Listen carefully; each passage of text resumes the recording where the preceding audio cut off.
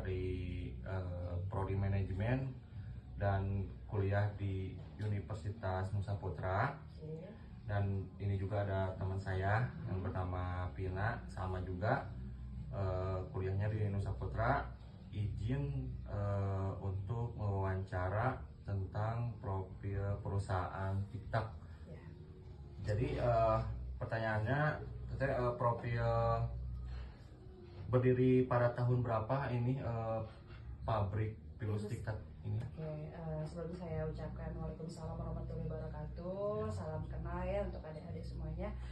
Perkenalkan, nama saya Mira Oktaviani sebagai owner TikTok Kencur Amirasari. Untuk profil pabrik saya tuh langsung ceritakan, nanti mungkin untuk pertanyaan-pertanyaan bisa langsung dijawab ya. Untuk pabrik TikTok Kencur Amirasari itu berdiri tahun tanggal 5 bulan Mei 2020. Kalau untuk perencanaan dari tahun 2019 sebenarnya kita, cuman berdirinya kita mulai produksinya, mulai pernya kayak gitu di tahun 2020. Berarti pas COVID ya? Pas COVID kita berdiri. Seperti itu. Terus dari 2020 memang ceritanya agak seru dikarenakan dimulainya usaha tuh zamannya COVID ya, banyak pantrangan ini itu, tapi kita nikmati, kita jalani. Alhamdulillah sekarang tuh pabrik TikTok Kencur Amirasari udah di tahun 6, udah usia 6 tahun sekarang ya. Nah, gimana menjelaskannya, kayak kita itu yang dari sebagai owner ngasih instruksi ke bawah arahan ya, tentang kalau gimana kayak evaluasi gitu, misalkan ada kendala atau ada apa. Untuk ke karyawan sih cuma ngasih gini aja, ngasih apa ya, obrolan, mungkin lebih ke ngobrol sih. Masukan. Ngasih masukan dalam kerjanya gitu kan ya.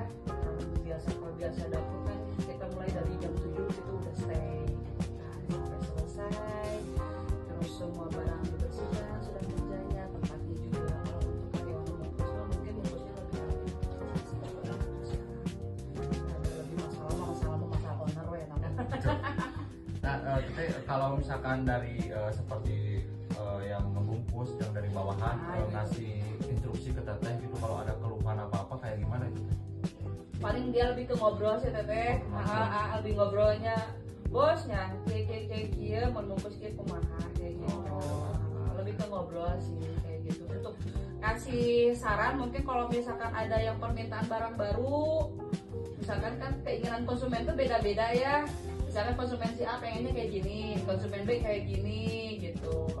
Nah, aku cerita ke karyawan, ayo minta barang baru ya bu ibu gitu. Tapi kepengen karyawan kayak gini, kepengen konsumennya kayak gini. Tapi kita ngobrol secara baik-baik aja. Jadi nggak ada batasan, oh iya bos, iya enggak sih. Jadi lebih asik kan gitu, karena rago Ya, gitu. bos sama karyawan teh balance gitu. Jadi kan dia nikmat juga, enak juga, nyaman kayak gitu.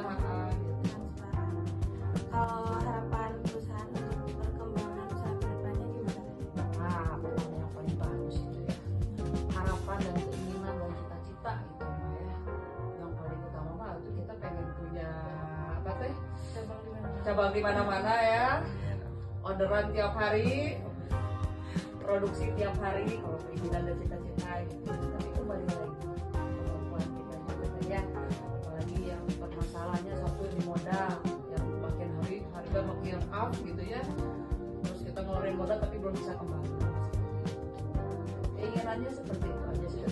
Kalau untuk anak-anak pengen punya cabang di mana-mana ya, tambah karyawan, pengiriman tiap hari, produksi tiap itu udah paling oke. Dari itu makan api kering ngapain kalau kita belum nah. Cara menjaga kualitas produksi Pilusnya gimana?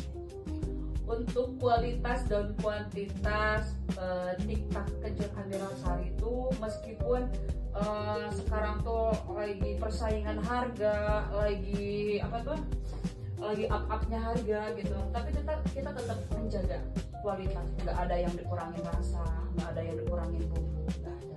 Karena kita kan udah terikat kepercayaan antara pabrik sama konsumen kayak gitu.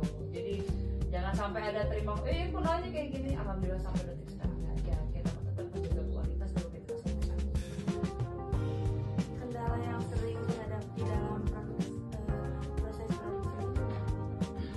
kendala setiap produksi ya teteh ya. Kalau untuk kendala sih lancar-lancar aja. kalau disebut lancar juga enggak ya. Pasti ada kendala. Kadang kan mesin mengamuk gitu ya. Karena kan kalau pabrik pakai mesin teteh pabrik tingkat itu kadang yang bahan bakunya nggak ada, terus karyawan jadi menunggu kayak gitu. Kendalanya apa ya, mungkin itu sih sebagian kecil gitu ya. Kalau selebihnya kalau misalnya untuk berkata tentang pabrik ya modal kendalanya dari modal kayak gitu. Kan sekarang udah mau persaingan harga apa murah-murah TikTok-nya aja harga jual sekarang tuh murah-murah teteh. Sedangkan biaya produksi kita sama.